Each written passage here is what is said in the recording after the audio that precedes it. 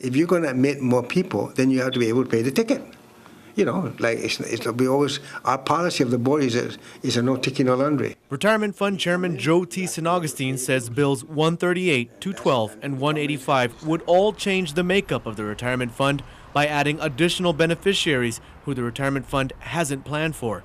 Bill 138 legalizes same-sex marriages, 212 develops designated beneficiary agreements, and Bill 185 allows for civil partnerships, in essence allowing same-sex couples to enter into agreements that afford them the same shared benefits as married couples. We're talking about adding several people that are not included now in the benefit pattern. St. Augustine says they aren't trying to chime in on the same-sex civil union debate, but rather are simply following their duty, which is to inform the senators of any potential financial impacts any pending legislation could have on the retirement fund. As for Bills 138 and 185, St. Augustine says he isn't sure how many beneficiaries these bills would add. Vice Speaker Senator B.J. Cruz, on the other hand, does have an idea. So really, the new addition would be only an additional 10%. But even if all 10% of us decided we're going to start getting asking for beneficiaries for our significant other, we've contributed the same amount of money